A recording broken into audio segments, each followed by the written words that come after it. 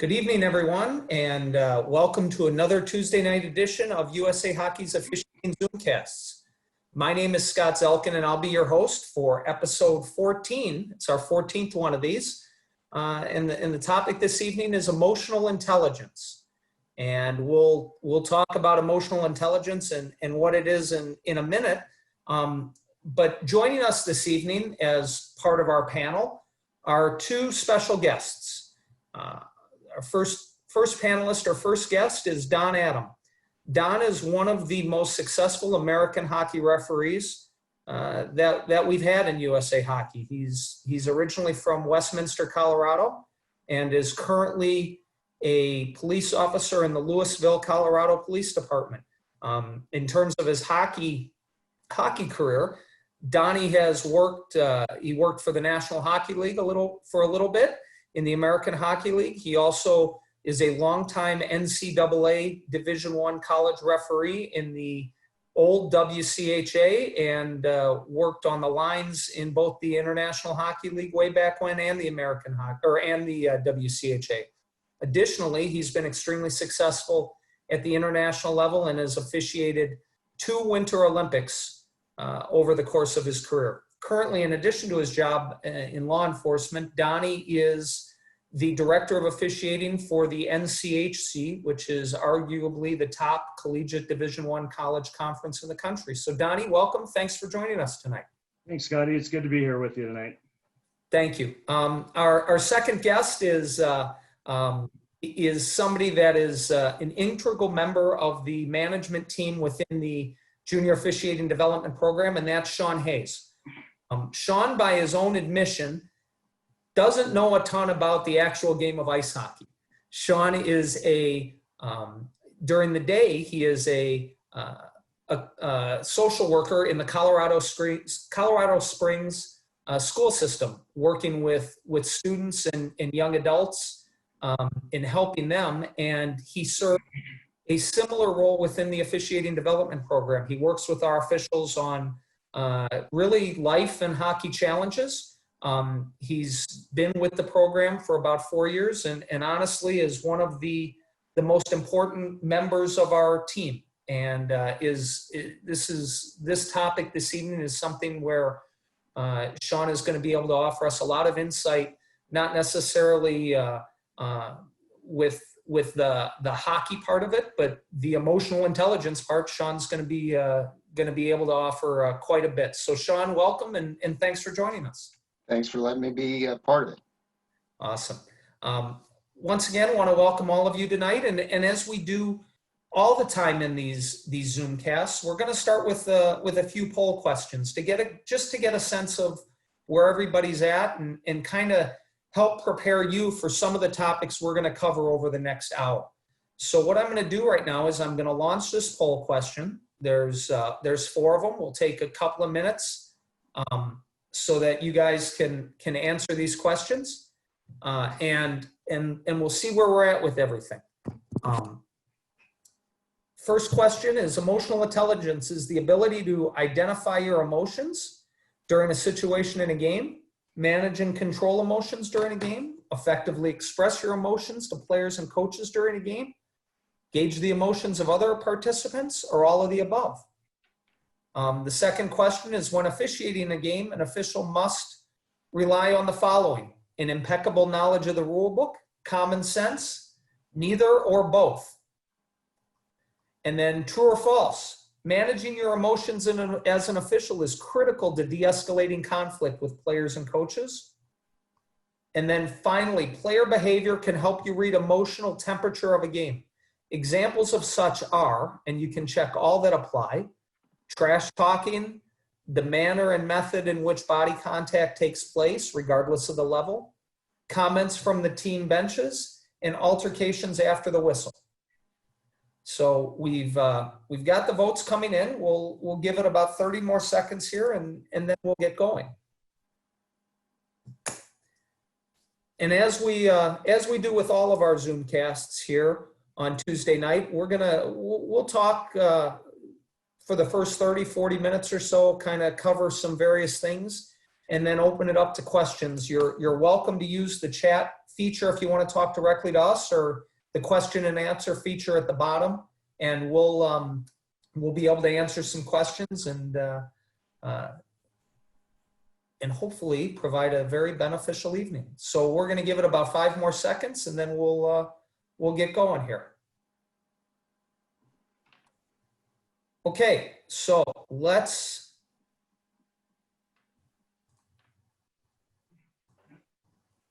share the results with everyone. And so as you can all see, so emotional intelligence, we had almost unanimously, everyone felt it was all of the above. And it's in general, that is the case. And then when officiating the game, an official must rely on the following: the rule book or common sense, or both. Well, common sense is really important. And obviously, as we're going to talk about, you need to know the rule book too. And I know Donnie and I had a really good conversation about this in preparation for the Zoomcast. So we're gonna touch on that one. And then being able to manage your emotions is critical to de-escalating conflict. 100%. 100% of you got this, feel that's true, and that is 100% correct. And then finally, checking all of the ones that apply. Every single one of these apply, and for the most part, everybody in here believes that it's all important. So that's good. Ultimately, that helps us understand what are we thinking about when we talk about emotional intelligence. And when we do so, what is emotional intelligence? Emotional intelligence is exactly what's written on the screen here. It's otherwise known as the emotional quotient, or the EQ. It's the ability to understand, use, and manage your own emotions in a positive way to relieve stress, communicate effectively, empathize with others, overcome challenges, and diffuse conflicts. So that ultimately is what emotional intelligence is. Shawn, when you think about emotional intelligence and and we start to talk about this topic, what goes through your mind, or what went through your mind when we first, began to have the conversation about doing this episode? The first thing that popped into my head was something that AJ, last name on, do you remember AJ's last name? I'm spacing it. Couple camps ago, he talked about. Sergeant AJ Saul from Thank you. the St. Louis County Sheriff's Department. So he came and did a talk, and he talked about doing combat breathing, and that was this, this technique on ice to kind of bring calm to the table.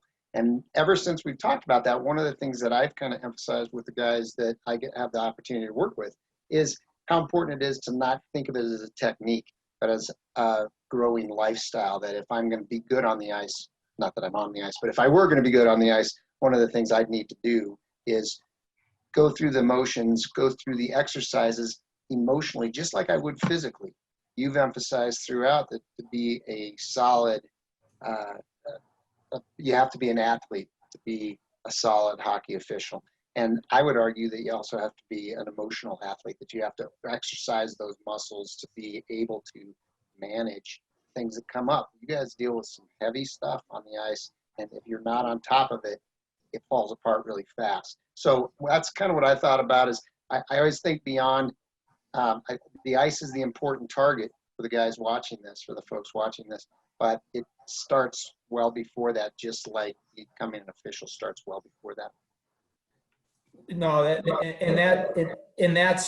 that's really good. Donnie, when you when you thought about it, and especially whether it's at a higher level like the NCHC or the grassroots level, where I know a lot of our viewers are working, what comes to your mind in addition to what Shawn had to say?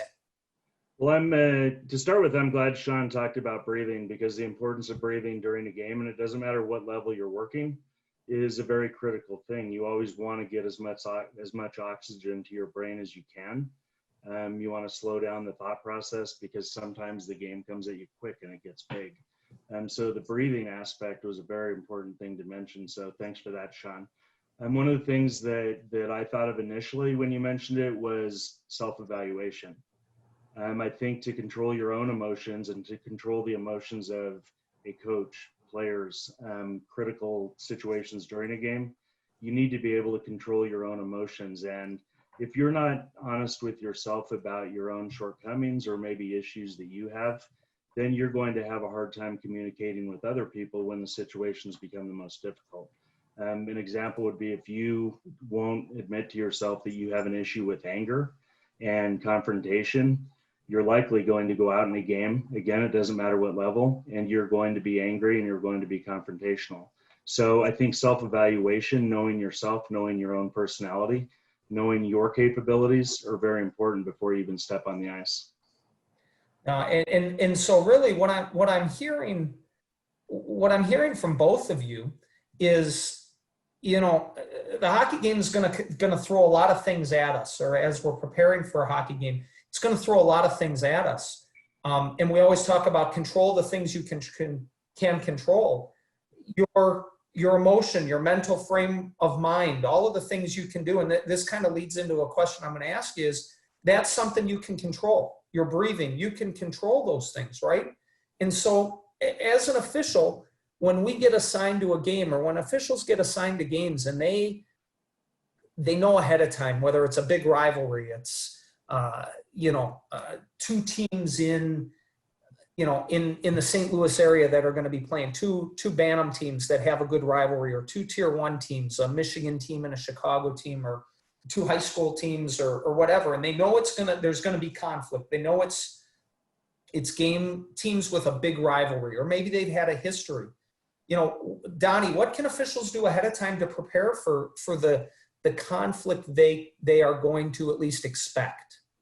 Well, one of the things we're going to be talking about is de-escalation. You know, that we're going to utilize that word in the conversation. But I think that de-escalation starts with your own mind. I've spoken at USAH hockey events in the past about mind control, some de-escalation. So I think when you're approaching a game like that, it starts with mental preparation. You can't freak yourself out. You can't overhype the situation. You can just prepare mentally for that situation and prepare yourself accordingly. So if you know that you have potential conflict between two players, you think about that conflict and think about how you might handle it if it arises. If you have problems with one of the two coaches involved in that big game, rather than freaking out and saying, I can't stand this guy, and if he looks at me wrong, I'm going to ding him. What you should be doing before a game with the mental preparation is be thinking about how you can diffuse that coach, how you can make that situation better, not only for your own personal relationship during that game, but how you can positively affect the game, with a more positive relationship.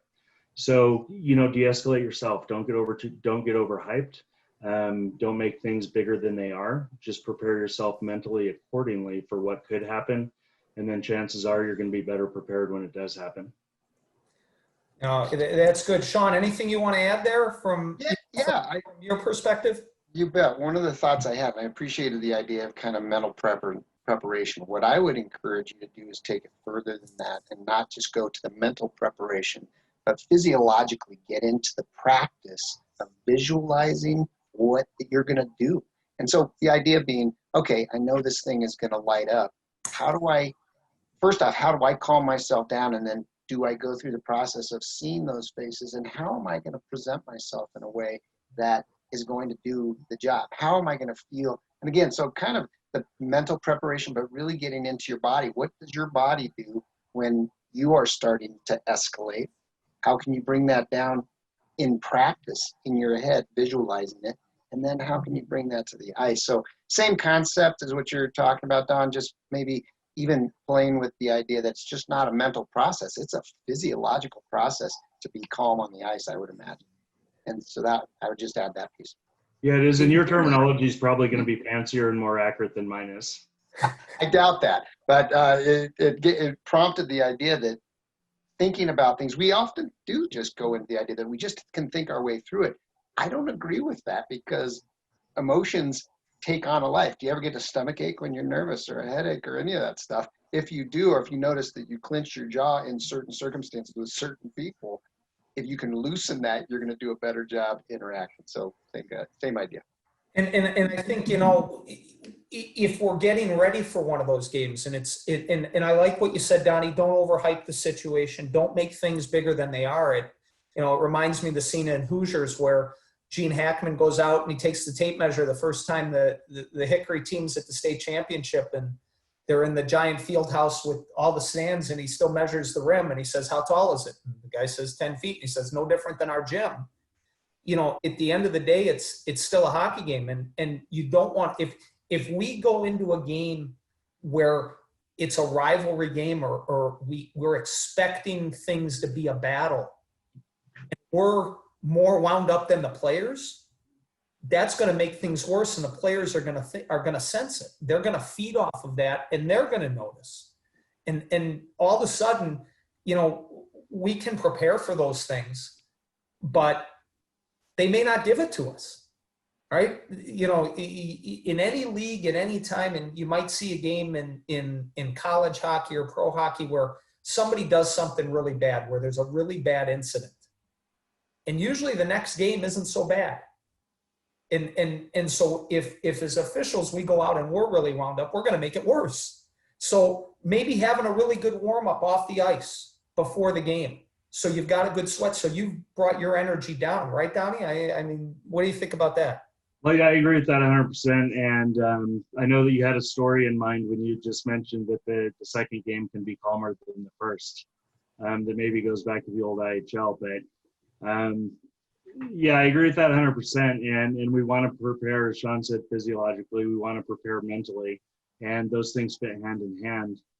But the thing with mental preparation and making sure that your head's in the right place before you enter a game, it's for basically to expect the unexpected for 60 minutes or whatever that game time is, because you can prepare for one thing and something can happen in the first 30 seconds of your game, and all of a sudden you're like, I didn't prepare for that one.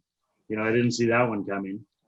So simple words that I've always lived by is be able to adapt and overcome, and mentally be able to handle whatever situation's thrown at you. No, that's good. And that really leads into my kind of my next question. So, okay, so whether or not we're expecting a challenging game with a lot of conflict, now all of a sudden that something happens 30 seconds in, and now we're forced to de-escalate. What are some tools officials can use to de-escalate conflict between teams? Now, nobody's mad at us yet. There isn't a lot of conflict between us, but there's conflict between the teams. What comes to mind with that, Don?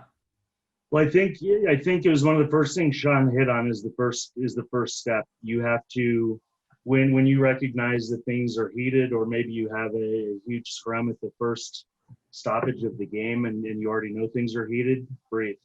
You need to breathe as an official so you get that oxygen to your brain so you can process information correctly. So you want to slow your own thought process down as much as the situation allows you to. Something else that you can do, identify players on the ice that you previously have good relationships with. Rather than walking right into a confrontation, identify players that can help you diffuse that situation. So it may not be the captain in every case. Maybe there's somebody else that you get along with very well. While maybe the linesmen are dealing with some players, or referee, go and identify that player and say, look, dude, I need a little bit of help with this. We need to calm this down. You can do the same with coaches. Maybe it's not the head coach that you have the best relationship with, but maybe there's somebody else that you can speak with. So utilize all your resources, utilize your whole toolbox, but identify, make the helpers out there on the ice more than you realize. We all think that there's only 3 or 4 of us on the ice. There are other people involved in the game that you can work with, that you have relationships with, and they can actually help you diffuse situations as well. And Shawn, what are some tools you might, when conflict occurs, whether it's between students, or when conflict occurs, off the ice in your kind of world, what are some of the things you might tell people there that would translate then to the ice, is, in addition to what Donnie just kind of suggested? Well, one thing Donnie said that struck me as really important is not feeling like you're isolated, and in relationship, when we're doing things in relationship, we have different chemical reactions going on in our brain that makes it a little bit easier to handle. So I do think that looking for allies is a great way to bring down those moments. In my work, if a kid is losing it and I feel like I have to control it, I have to recognize that I don't have to control all things. I have to decide what part is most important. Today I had a kid running off and I thought he was going to go into the street. I have to control the situation in that circumstance.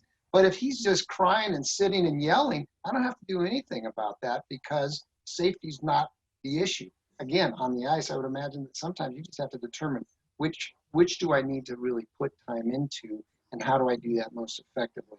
I would go back to, again, what Donnie said about just being able to consistently get to a place where you can access your breathing without a lot of extra effort, that it becomes a natural thing. And if you're doing that outside of off the rink and you're bringing it into your daily practice, whatever that looks like, you have a better shot at being able to do that well on the ice.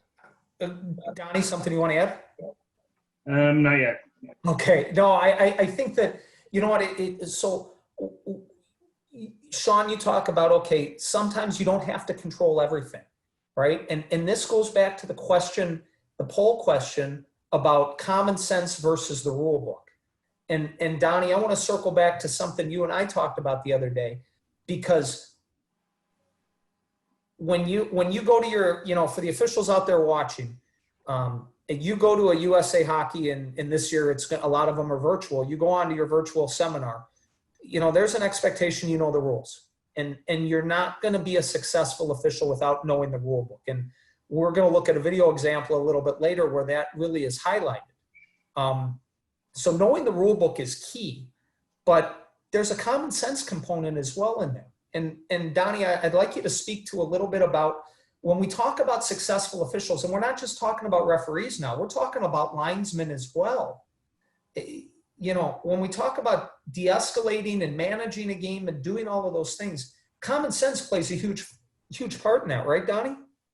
Yeah, it absolutely does. And sometimes I'll use analogies from law enforcement and examples from that, but an official implementing the rule book is like a police officer implementing a book of statutes, if you will. Everybody's expected to know those things, but it's how much common sense you can utilize when you implement those things. That's why, for example, if you have a police officer that stops 10 cars and writes 10 people a ticket, that guy probably lacks a little bit of empathy, a little bit of understanding, and it's going to be the guy that's going to cause a few more problems. Same thing if a referee knows the rule book, but if you're going to go out and call every single rule in the rule book, that game is going to be more difficult. So it's that common sense factor. It's the judgment and having the ability to implement common sense into a game that allows officials at any and all levels to be more successful. And we circle back. So this is the 14th episode we've had of these. We've talked about communication between officials and players and teams. We've talked about, a topic that we're kind of touching on some of the similar things here, but they're all really interrelated, because if you're a good communicator, that's going to allow you to use some common sense.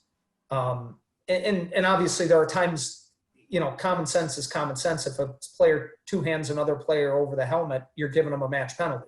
It is what it is, even, regardless of the circumstances. But if you can communicate, that allows you to maybe not have to control everything through the rule book, right, Shawn? Yeah, I agree 100%. The rule book, the thing that I've looked at the rule book, there's a lot of rules. You can't do it all well. That's a lot of stuff you do, you do have to pick and choose, but you might be dealing with 2 or 3 obvious issues on the ice, and you have to be able to, combine efforts, take a breath, and do the things that are going to, manage the game well.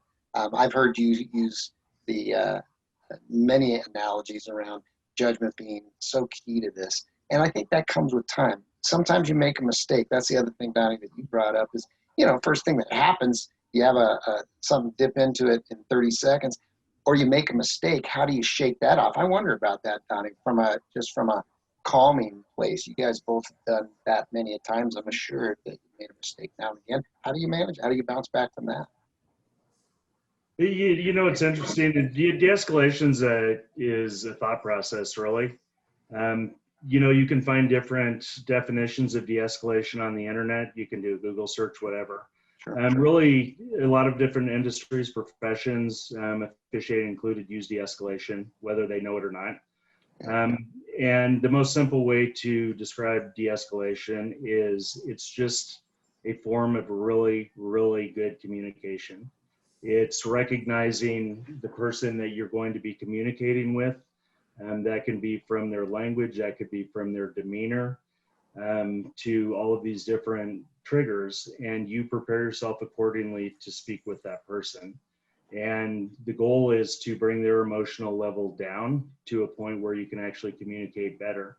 So for our officials, the goal is not to escalate, you know, any critical conversation or confrontation. It's to be able to de-escalate that and cause the person to bring their emotion down to a level where you actually can communicate. Is it going to be successful all the time? No.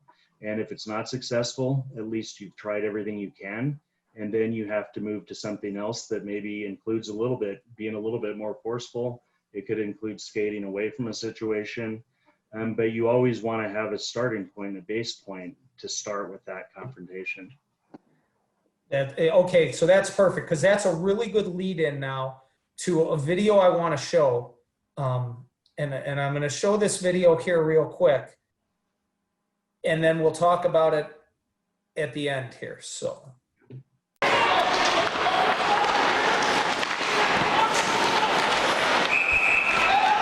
That's it, stay out! Stay out!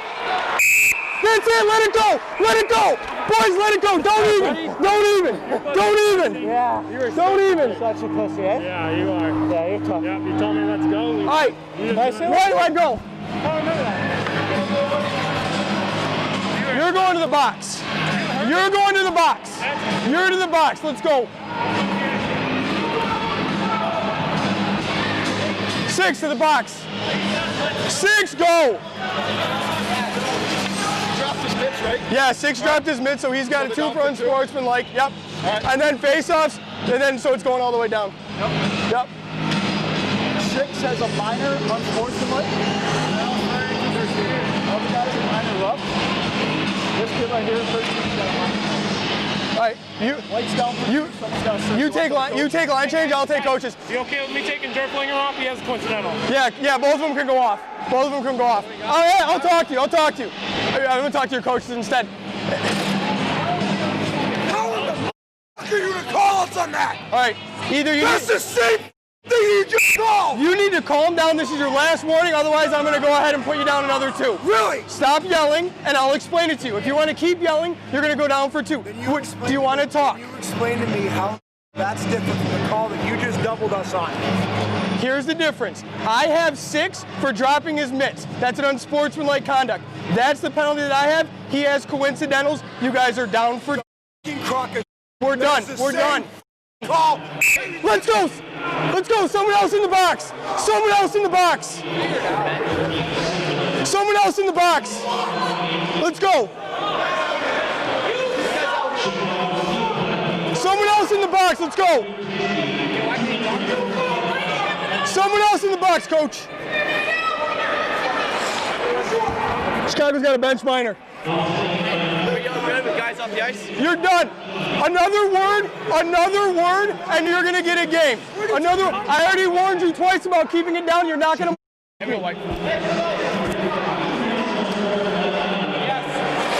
all good? Okay. Okay, so a couple of things. Those of you that were on the communication Zoomcast, you would have seen that one as well. We used that again in the past. I also want to apologize to everyone. A little foul language crept in there at the beginning, so I apologize for that. But so we saw an interaction with an official, with a referee, and a heated coach. Donnie, what did you like? What didn't you like about what you saw there? I think the official has a lot of good qualities. He has a lot of good quality personality traits for the job. He's very confident. He's very confident. He's not afraid to take charge. Those are things that you have to have for to be successful as an official. You have to be able to handle difficult situations. I think that he was doing everything too fast. It was from point A to point B very quickly. He was making decisions too quickly. We get back to the breathing. Take just a little bit of time, even if it's 5 seconds before you go to address that mad coach. Take a couple deep breaths, gives you time to think, de-escalate yourself. Tell yourself before you get there, I'm not going to get in a confrontation with this coach. And now you've prepared a little bit better. Some of the things that maybe could be changed a little bit is when you have a coach that angry, don't get in his face. Don't get that close to him. Because you're going to have a problem there. Don't try to enter the conversation too quickly. A big point in communication, whether I'm at work on the streets or I'm refereeing a hockey game, is it's consistent. People want to be heard. That's one of the biggest things. So to de-escalate a situation like this, maybe take a couple seconds to listen more than you talk. And if you have the ability to just listen to that coach for a couple seconds, provided that he's not too out of control, you're going to have a better chance of doing better later in the conversation. People want to be heard. It's the biggest thing to remember. He could have, backed off a little bit, create space, so you don't have that confrontation that everybody's seen, and it gives a better appearance. It gives a better perception of that situation. And then I think at one point, my video is a little bit sketchy, but I believe he blew the whistle. Was that the right video, Scotty? Yes. Yeah, he blew the whistle in the coach's face. And when you're in a confrontation, you have to make the best decisions you can. And when you meet aggression with aggression, you probably all know the answer to this, you're going to get aggression and you're not going to resolve anything. So maybe if he felt that he was at a point of no return where things just weren't going to get better, that's a time to skate away from that confrontation. But the whistle in the ear, it's probably going to be ringing in that poor coach's head for the rest of that game, and he's not going to be happy about it. So just remember, take your time. You don't have to rush to the coach. He's still going to be there. Come up with a plan before you get there. And don't ever feel, one mistake a lot of officials make is they like the confrontation, they thrive on the confrontation, and they've made up their mind they want to have the last word. And anytime you're in a conversation where you feel like you have to have the last word, you're not de-escalating or diffusing anything. You're actually going to keep that conversation going until you get the last word. Sometimes swallow your pride a little bit, listen more than you speak, and don't add to the aggression of the conversation. Shawn, what might have stood out to you that beyond what Donnie just broke down so well, because he kind of covered it all, but anything else? Yeah, he did. I would just, again, focusing on the nonverbals that the referee brought to the table. He got I agree with you. I didn't notice how quickly he went over there, but he was right there, maybe a little bit too close. Kind of when he skated away and he clearly seemed irritated, he puffed up a little bit more. So it was like a successful match. He won. However, it just felt like it was kind of a bit more puffed up than maybe would have been useful. The other thing to think about, though, is all the things that Don talked about is that stuff doesn't just, some people are naturally able to do that, but that comes from kind of a personal assessment of how do I handle conflict? If I handle conflict like I'm going to come in and I have to crush it, then you're probably going to do that on ice. If you don't handle conflict at all and you stay away from it in your personal life, how's that going to translate to the ice? Well, it doesn't work so good on a team when, I'm super laid back, so I don't confront things. Well, that's going to hurt the team of officials on the ice. So I think about so much of what you said, Don, makes so much sense on the ice. It also is like, okay, if I tend to be super confrontational in my life, maybe I should play with that because it probably is translating on the ice as well.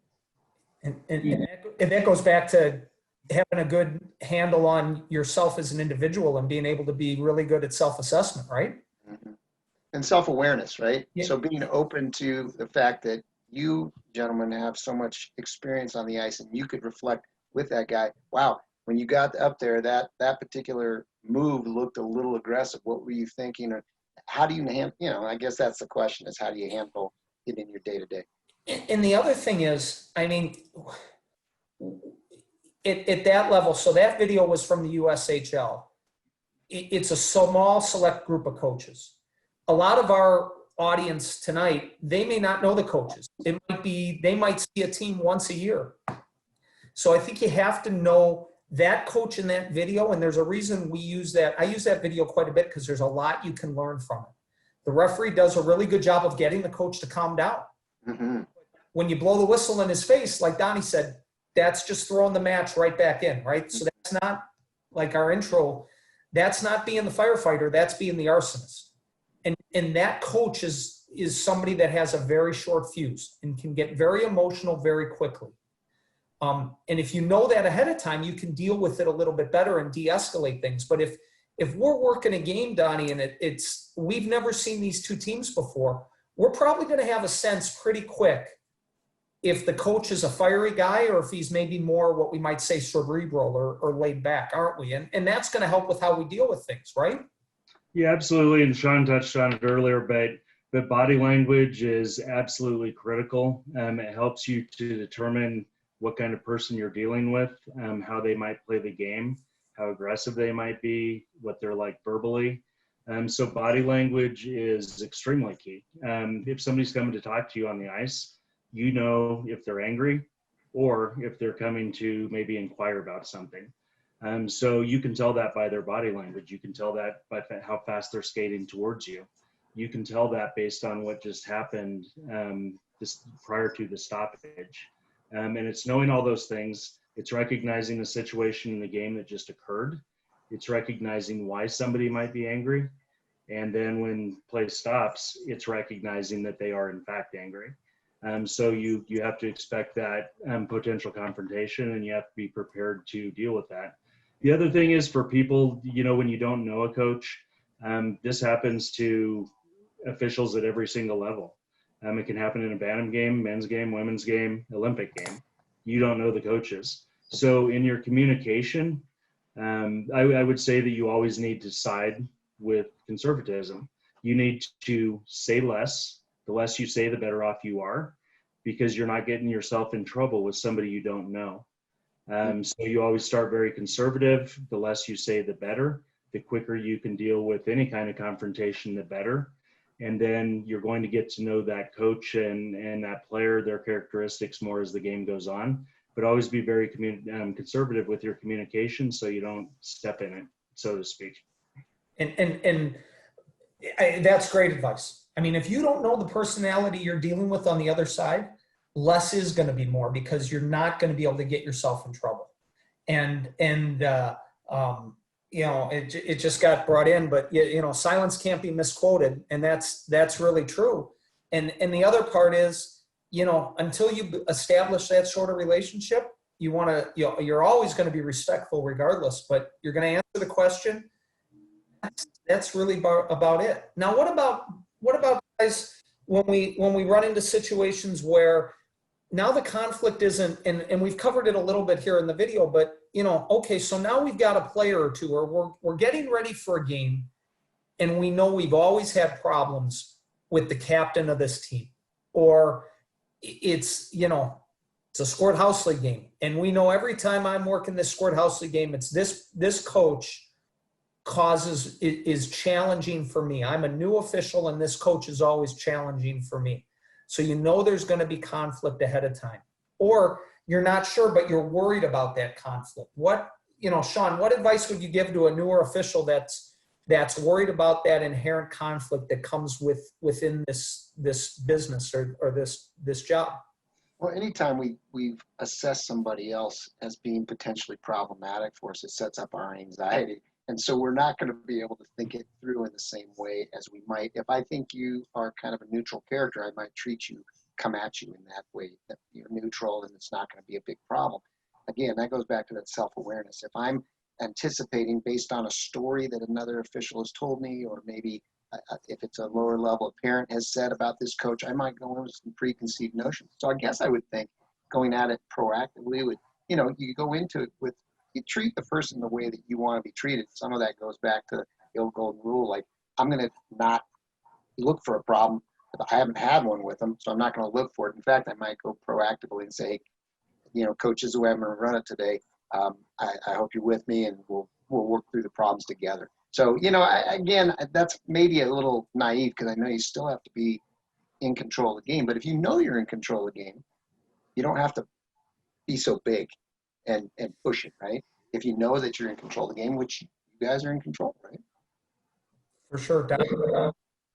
Well, I think Shawn just stole some of my answer, so I'm not happy about that, but I'll continue.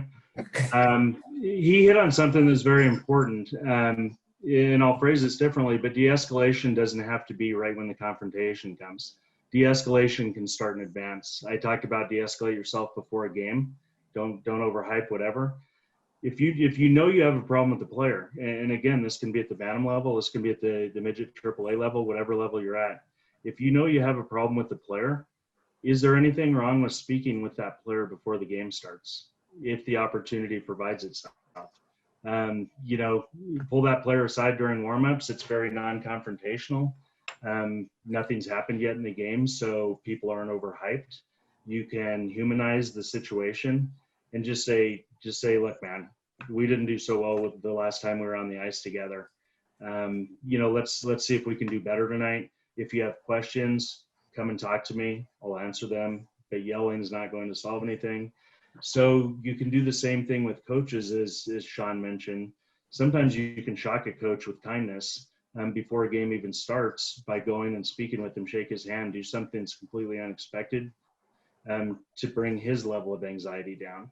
Because trust me, there are coaches that when they see who an official or a group of officials are that are going to be working their games, their anxiety shoots through the roof because they know about personality conflicts that exist. So the de-escalation process can start before the game or the puck starts, or the puck actually drops. Always be thinking about how you can make a situation easier for yourself. Always be thinking about how your decisions can make a game better for yourself. And so we talk about de-escalating before the game, and that's really good advice, and that's really true. I mean, a conversation you can have and acknowledging past conflicts may go really well, and it may not. You might get somebody that's not interested in hearing any of that, but you know what? You've tried, and we're still, our role as an official is still to be the neutral arbiter of the game and to enforce the rules and keep the game on the tracks.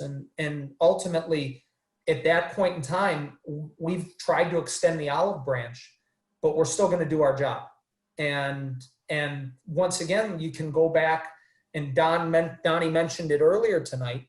You know what? Find that friend.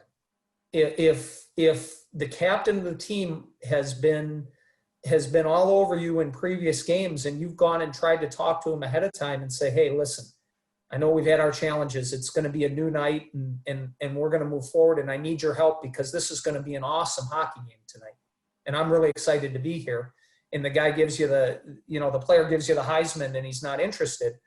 A little bit later, you can talk to his winger or an alternate or the coach and say, look, I'm trying here. I need your help. And I think that those techniques, that a bit of de-escalation is really going to help a lot. And so, that's an important thing. So I'm going to show us another video here, and our panelists haven't seen it. We're gonna show this, and then I want to set the scene here for a second, though. So the first thing I want to set is this team is just committing a high sticking. They've played the puck above their shoulders, so the faceoff's going to go all the way down, and the coach wants to not put the full complement of players on the ice. He wants to surprise the other team by throwing a player on the ice after the puck drops. So let's watch what happens here.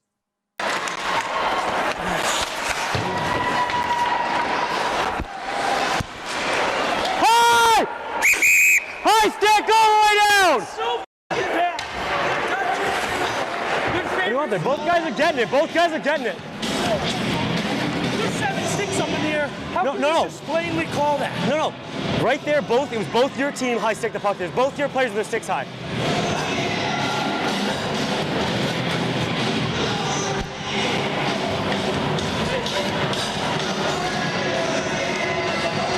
Go.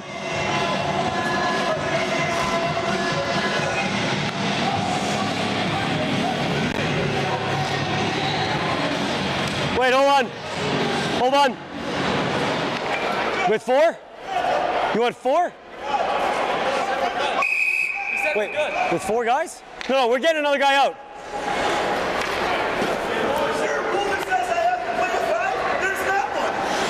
Then you can just throw a guy out at any point. What, you only want 4? What do you want? What do you mean I can't throw any guy out? But the guy that broke the door is going to leave the door at the face off the drop. He was going to, and now No, we can't do that. We have to have a 5th guy on the ice. We can't drop with 4. I dropped the puck multiple times with the wrong people on the ice. All the time. Well, no, right now we're not. You get a 5th guy. We need him. He has to have one out. She's going to toss one out right when they throw. Yeah, that's why we're not doing it. You're right.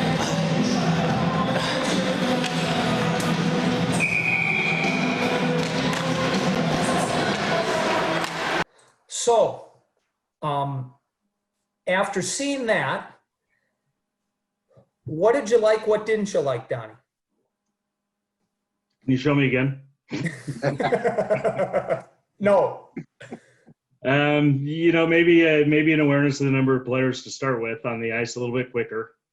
I think maybe it took a little bit too long, but I didn't have sound on that. I don't know if there was sound that accompanied that. Were you guys not getting? Oh, okay. So you missed the whole thing. So So I didn't get any sound. So I don't know what happened over there. So you saw the visual. So let me provide the narration of that. So you got the sound, and I apologize for our audience. So the coach wants to put the 5th player on the ice, and the coach is a little bit of a smart aleck. And so first off, absolutely, the linesman was ready to drop the puck, and you didn't have enough players on the ice. So we have to have better awareness. But the purpose and the reason I wanted to show this video is when the referee goes over, the coach is all upset. He's like, I want to, and the referee goes, what, you wanted to put him on the ice after we dropped the puck? And the coach goes, well, now I don't, because the other team knows I'm going to do it. And he goes, well, you can't do it anyway. You need to put somebody on the ice. And the coach goes, that's not true. And he goes, well, it is. He goes, no, it's not. And now it's to be a smart aleck. He goes, you guys drop the puck with the wrong amount of players on the ice all the time. So why can't I do it now? And the referee very calmly says, well, tonight we're dropping with the right number of players on the ice. So please put the right number on the ice. And he skates away. Beautiful. And he does it very calmly. And the reason I wanted to show it was because the coach got to be a little bit of a smart aleck. And he was really wound up. And the referee was very calm. And he said, and the rule is the rule, and it's correct. You have to have the appropriate number of players on the ice to conduct the faceoff. But he's not going to get in an argument with the coach about what's in the rule book. He's just basically saying in a calm manner, regardless of what you think has happened in the past, tonight we're going to drop the puck with the right number of guys on the ice. So let's go and let's go do it. And then they put the right number on the ice. And so what I was getting at with that was he handles it really well because he's calm. He acknowledges that the coach might not like it the other way, but today this is what we're doing. And he's backed up by the rule.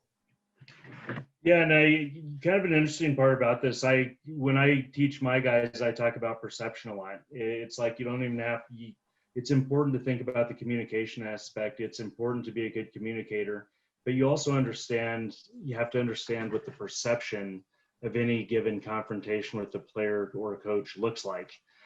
So as I mentioned when I was watching this, I didn't have the sound, so I couldn't hear what was being said. But from a perception standpoint, it didn't look bad. It didn't look confrontational. It ended fairly quickly, and you moved on. So I think communication is obviously very important, and perception is obviously important as well. Shawn? Yeah, with the way you narrated it, I love the idea of just going with, it's really an emotional intelligence reality. The here and now is, we're going to do it differently tonight. Just kind of tongue in cheek and just handling and getting back to the game. I love the way that he diffused it without even entering it. It was just easy peasy. So I appreciated, emotional intelligence isn't something that I'm going to bring the same amount to every game or the same amount to every situation. But if I'm taking care of myself in the off season on my days off and doing those things, it's going to be a little bit easier to pull that kind of trick out of the hat when those situations come up. And that official, Shawn, is in general, he's a more laid back official than our previous referee. But either way, he acknowledged the concern, but he said, we're still moving on. Yeah. And this is what we're going to do, right? And like Don said, you have to acknowledge the concern. If you ignore it, that's building some additional problems with that person you're having the conflict with. Acknowledge it and move on. Oh, that's great. I want to go now to a question, and if any of you in the audience have any questions, now's the time to pop it in or type it in. But one question that's come on, and I'll throw it out to you, Don. What if the players or the teams aren't responding, and we're trying to do those things, and we're breathing, and we're trying to find our allies on the ice, and nothing's working? And what's our mindset then? Where do we go with things at that point in time? You do the best you can. I'm still looking for the manual that has the answer to that question, because we've all seen those games. We've all participated in those games. And we've certainly had them at the college level where regardless of what you do to make that game better, sometimes it gets worse. So now you're second guessing yourself. Nothing you're doing is working. And Shawn had asked about this earlier. How do you circle back and make things okay? It's concentration, and you just have to keep doing the best that you can in that situation. You certainly don't want to stoke any fires in a game like that. So, communication's not working. So you know what? Let's not engage in any of those bench conversations anymore. Let's not engage in any more of these conversations with players that may be confrontational. We're just going to concentrate on things while the game's being played. And, then you're going to let your judgment and your penalty calls take over to control that game. But we have all participated in those games before. And what's going to get you through those types of games is mental strength. It's going to be your experience, and it's going to be your judgment. Yep. No, and you're right, mental strength. And Shawn, what would you add to that to tell some of our audience, when things just aren't working? Yeah, we run into that in the educational system and families and all the rest. When things aren't going so well, sometimes you have to step back and go, okay, hold it. Who are my backup people? Who can I check in with in the moment? Who can help center me? And that may be your linesman, or maybe it is someone else that you can just get an eye contact with, someone that has your back in the arena. Or maybe you just conjure them up in your head and you bring them to you for a minute to know that this too shall pass. This is a game. This is a time-limited stressor. You'll get to figure it out. And I agree with Don, do your best. If you go into it with that, then I think part of it is you're not so stirred up. And some of these things are, Scotty, some of these things are intertwined, and people are going to get tired of hearing about it. But we talked about breathing, how you can use it. And when you're in this type of game, it's the most critical time, because if you have a stoppage from chaos, you want to take that 1 minute to breathe, because it's going to allow you to prepare for whatever's going to happen next. You have to breathe. You have to think your way through these games that can be very difficult in nature. But that's a time to allow you to become refocused and more focused for the next time the puck drops.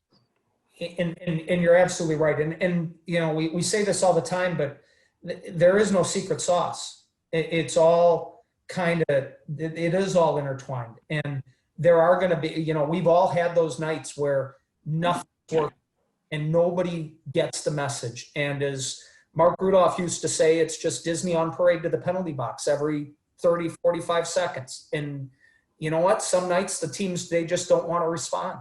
and you might not have any friends on the ice except your partners. And you've just got to take a deep breath or multiple deep breaths and keep going. And if you've made a mistake, and God knows, you know, I'm a good person to be talking about mistakes because I've made plenty of them on the ice. You have to have that closer's mentality and be able to move on beyond that and just move on to the next thing. And that's really important.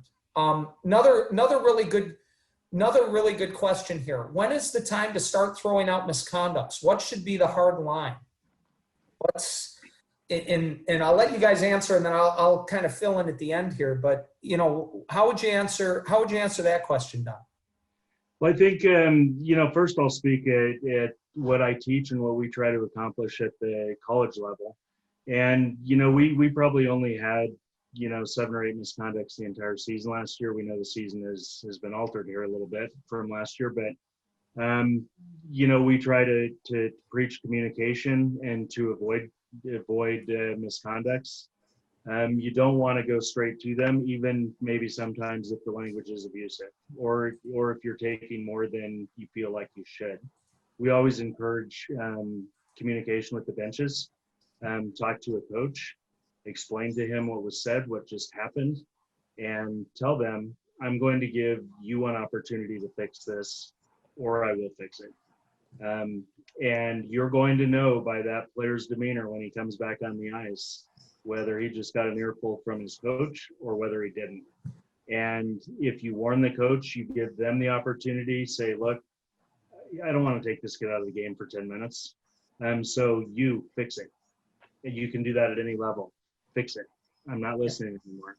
And if you provide the bench that warning, the next time the player says something, now this kind of fits hand in hand with everything we've talked about. You know, you want to, you know, start low, start at a lower level, and become more aggressive as the situation becomes more aggressive. So you start conservatively, you go and talk to the bench, you allow the bench to take care of that player. And then the next time the player escalates and he does something that you feel warrants misconduct, then you give it to him at that point. And we talk about that a lot. And the first ever episode we did in the Zoomcasts a few months ago was on USA Hockey's renewed emphasis on zero tolerance towards abuse. And, you know, especially at the youth level, abuse can be very challenging. And, you know, I think what Don said, and Shawn, I'll let you jump in here in a second. You know, Don just talked about something that got mentioned way at the beginning, which is finding allies. So you're going to make that coach an ally by saying, can you help me and get this player off my back? And because this player is abusive. And if you can't help me, I will penalize him. And the one thing I want to no official in USA Hockey needs to be a verbal punching bag. They don't need to take abuse. And the minute somebody is personal, the minute somebody starts being verbally abusive with foul language or swear words, especially at the younger levels, you know what? If you feel that's abusive, you are very much entitled to penalize them. You can warn them if you feel that's necessary. At the higher levels, communication becomes really important. And finding that ally is really, really, really, really key in those situations because you're putting the ball in their court, right, Shawn? Yeah, what I heard from both of you, and Don, you said the question was around where's the hard line? When do we just kaboom? When's the big hit? And I heard you said there really isn't a hard line. If you're using your emotional intelligence and you're reading, I've heard you guys say, Scott, many a time, the temperature of the game. You know, if you're reading the temperature of the game, that plays into whether or not you go and do a warning or you have a bit more of a conversation. So I kind of like that even though there's a book full of rules, there's still a lot of judgment in how to apply those, and being clear on what your comfort level is or how you're going to manage it going into it. I think again comes from self-awareness and knowing your own limits and what's right and what's wrong from your perspective. So yeah, good stuff. Yeah, no, we're talking about this, you know, we're talking about misconducts and what is that line. And I'm glad you said what you did, Shawn, but we're talking about something that is somewhat abstract. Yeah. because we all have different personalities. We all have different levels of tolerance. What may be really bad to me may not be bad to you. Yeah. You know, so that's why we can't answer that with a hard line if he says this. The other aspect is there are literally hundreds of things that can be said to an official during the course of a game, and there's no way from an administrator standpoint to properly prepare everybody for that. So it's really going to boil down to your tolerance level for what was said. And Scotty said something very important. The abuse in youth hockey and youth sports in general is vicious. And we don't want officials to ever feel like they should have to take something that they're not comfortable with. So if somebody says something that is so negative to you and that's how it crosses you, you have the right to defend yourself through that penalty. Yep. Makes sense.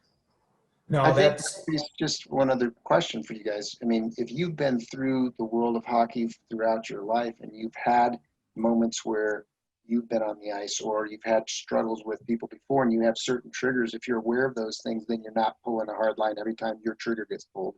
You're aware of it and you're staying in the moment in the game that you're in, not 20 years ago when someone called you whatever it was that blamed you. no, that's, you're absolutely right. And you know what, as we come up here on the top of the hour, we had one question come in and I'm just going to kind of hit on it real quick. And it was, what can I do if I can tell the players are going to have a problem with each other? And I think that's been the gist of the conversation we've had tonight, which is, you know what, we're going to find those allies, right, Don? We're going to be prepared ahead of time, so that we know we're not making too big of a situation, and we're going to be the calming influence on the ice. We're going to use common sense, and we're going to use our rule book when necessary, and hopefully it's going to work. And most times players are going to react, whether it's through leadership of the coaches or us having to take charge. And sometimes they're not, right? And ultimately, I think that's kind of the message. And I agree with everything you just said. And I think one thing that's important too, and I work with my guys on this, is that the less you say, the less you promise, the less you say you're going to do, the more successful you're going to be.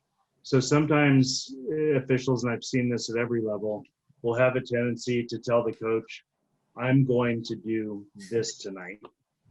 And you may tell the captains, if the sticks are up, I'm going to call it every time it happens. I'm going to do this, I'm going to do this, I'm going to react this way, I'm going to do this. And what ultimately happens is you don't know what's going to happen in the first 30 seconds of the game.